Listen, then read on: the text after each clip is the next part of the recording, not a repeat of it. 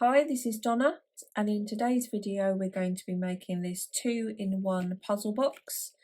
So we have an outer case decorated like a Rubik's Cube, and inside we have 9 L-shaped treat boxes which open like so, and these fit together to make a puzzle cube.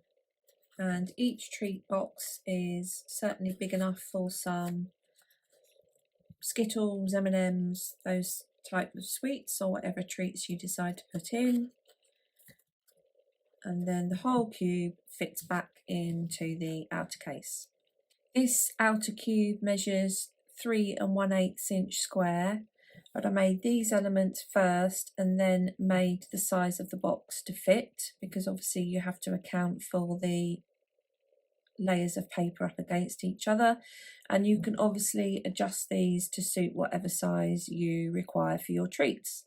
So let me show you how I put this box together. For the front and the back of the L shape, you'll need to cut 9 pieces of cardstock which measure 3 inches by 2 inches, and along each one you want to score along every 1 inch side along the 3 inch and along the 1 inch side along the 2 inch side, and so you end up with a piece which has got 6 squares blocked off in it. And this is if you want to make a box the same size as mine.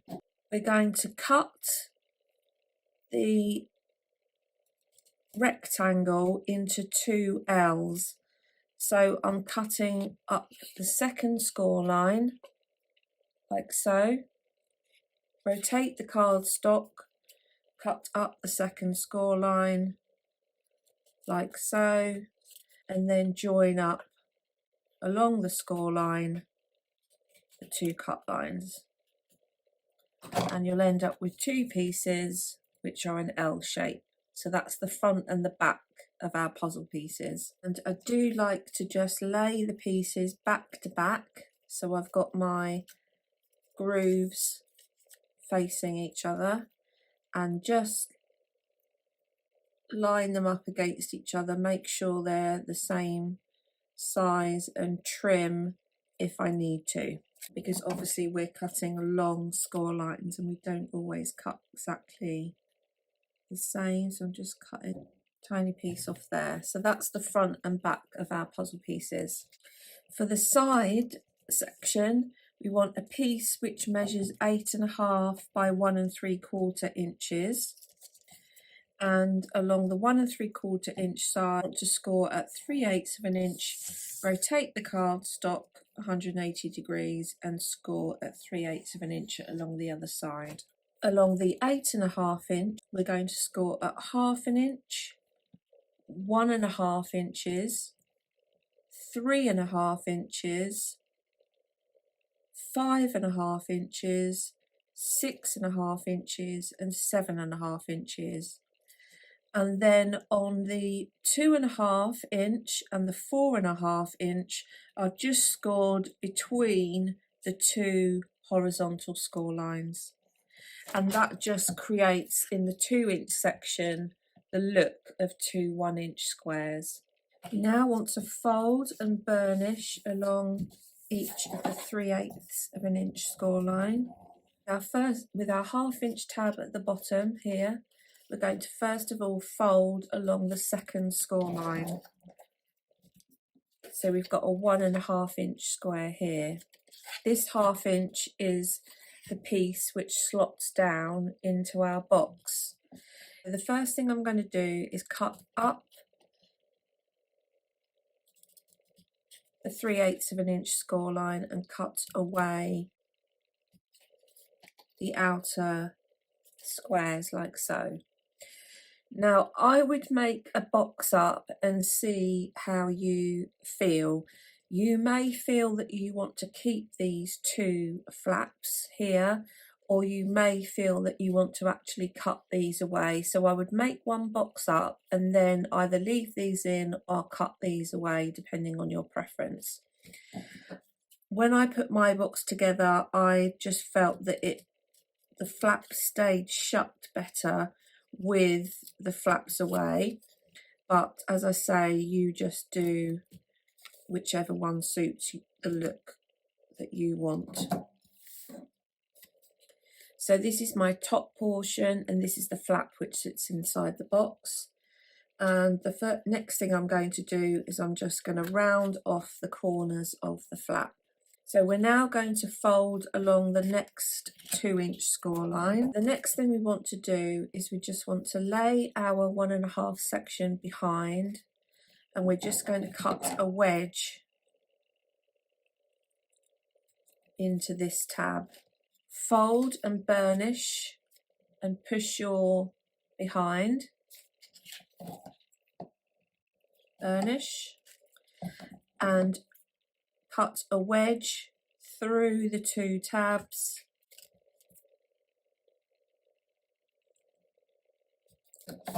to create our full tab. Now the reason I push it behind and do my cut that way is because if I was cutting my tabs by coming in from that side and then up to that side, I was getting a tiny wispy bit in the middle. So I found that by folding back and then cutting my wedge at the same time, that was eliminating that wispy bit. Then fold again behind the next 2-inch score line, cut your tab, wedge, like so, and then do the same with the remaining 1-inch tabs. And then finally on the end, just cut a wedge away. So this is our outer case for our puzzle piece. So we're now going to join our pieces together. So this is the inside facing up of the first piece, and that's the outer side of the second piece. And what I found the easiest way to construct these, because they are quite small, is if you have your pieces so that your 1-inch side is over to the left, fold back the first 1-inch section, add glue to the tab of the second 1-inch section,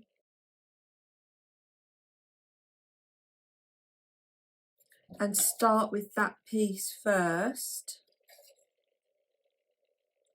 and get your case, your outer section lined up with your piece, and then glue the rest of it. Leave this piece loose for now, glue the rest of your tabs down, and as you work round, try to make sure that you keep the tab and the piece as flush as possible.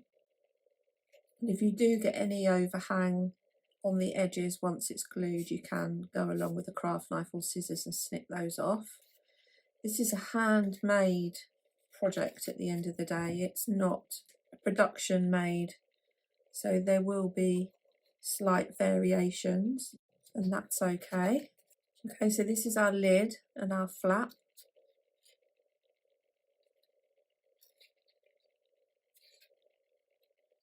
So I sense I might need to do some snipping. So now I'm going to take my top piece, I'm going to apply to all sections to glue to all the tabs except this one which we left free on the base. And the reason I've left that one free is because I just found that as I was applying this top, this just allowed me more space to get my fingers in to help, or to get my tool in just to get the tabs burnished down. So I'm just working my way around, trying to get that as square as possible.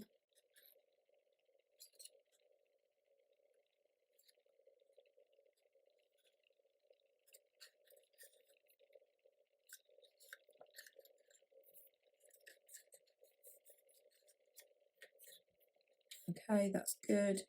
And then finally, I'm going to add glue to these tabs here, those inside, and adhere those in place. So there is my puzzle piece. So we want to make 9 of those. So you could decide to make the 9 pieces in different colours. I chose to make mine all in black, obviously, and then what I've done is I've cut 14 squares, which is 7/8 of an inch by 7/8 of an inch. I've rounded the corners off, and I'm going to stick one of these in each of the 1-inch panels on the puzzle piece, and I've chosen a different colour for each of my 9 puzzle pieces. So this is how the first layer slots together. So we've got 2 pieces interlocking, add in the 3rd piece, rotate the 4th piece, so that's layer 1, then layer 2, add in the next piece, add in the next piece, add in the next piece, and add in the final piece. And there we have our puzzle cube, Rubik's Cube look. To make the outside of the box, I've put my cube together. So I've measured that by the time you take into account all the elements of paper sticking together, I actually need my outer box to be 3 1/8 inches by 3 1/8 inches. I'm putting the box together in a bit of an unorthodox way because I wanted to get it out of one sheet of A4 and make it as uncomplicated as possible. I'm scoring at 1/2 inch, rotating and scoring at 1/2 inch, and then I'm going to score along the long side at 3 5/8 of an inch and 6 3/4 of an inch.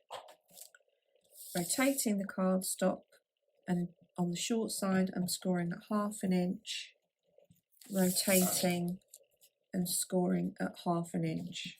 Now, if you want to have a proper Rubik's Cube look and you want to score each of these sections, I would just score at 1.5 inches and then 2.5 inches, and your final section within this square, this side, is going to be 1/8 of an inch longer. I don't have the patience to break down 3 1/8 of an inch into 3 sections, so I'm going to score at 1.5 inches and 2.5 inches. I'm going to move my main score line along to the 4-inch mark, and again I'm going to score at 5 inches and 6 inches. And this is about making life as easy as possible for myself. My main score line is at 7 inches and I'm going to score at 8 inches and 9 inches. So each of these sections is going to be 1/8 of an inch wider than the others. I'm going to rotate the cardstock and I'm going to score at 1.5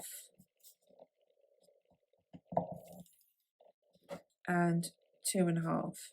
So that's our first set of sides. Our second piece of cardstock is going to be 9 3/8 by 3 1/8. I'm going to score at 3 1/8 and 6 1/4.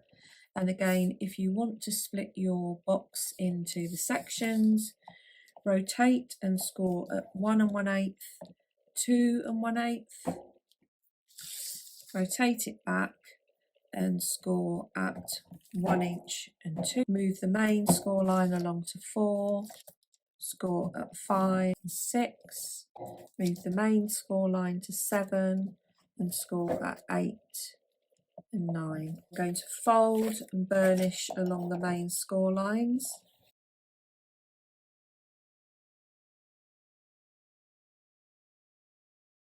For the longer piece, I'm going to fold and burnish the end 1/2 inch tabs, fold and burnish the long 1/2 inch score lines. One of the 1/2 inch tabs on the end is going to be the flap, which goes inside the box. I'm going to cut straight along each of the score lines and cut away the corner. And at the moment I'm going to leave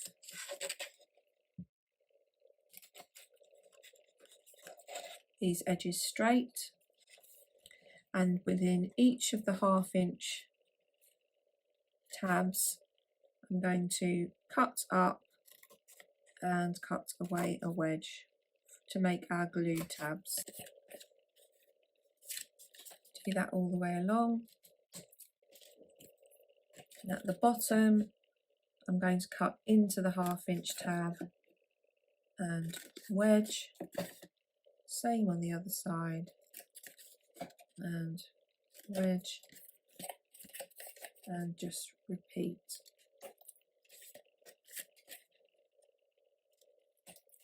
So this is my 10 3/8 inch piece. I'm going to flip my flap section back, and I'm making sure that I've got my wider square matched up with my wider square. I'm going to add glue to the tabs.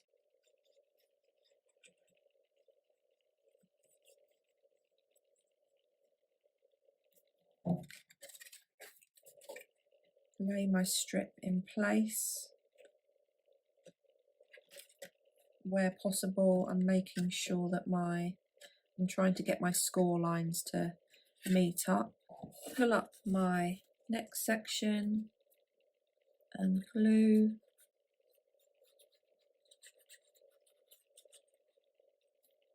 That in place, and then glue my final section in place.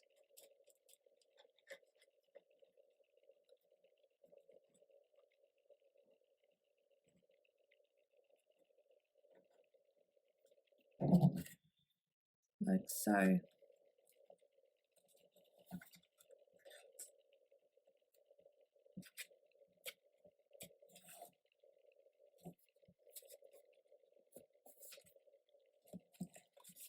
So there's our box. You should find that this will flap down nicely and tuck in the top. So you may want to add a finger pull into one of the squares here. Just going to double check that my puzzle box fits. So it fits in there snugly. So my lid shuts like so. It's a very snug fit.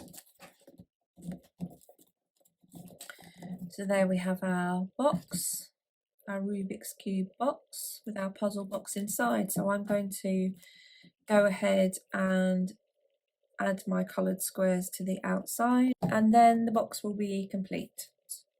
Here's the finished box, which I've covered each side as per the colours of a Rubik's Cube, and the box opens like so, and inside is the puzzle cube treat boxes, so a 2-in-1. So I hope you've enjoyed today's video. Please give me a thumbs up if you have, and if you haven't done already, please consider subscribing to the channel. Until next time, thanks for watching.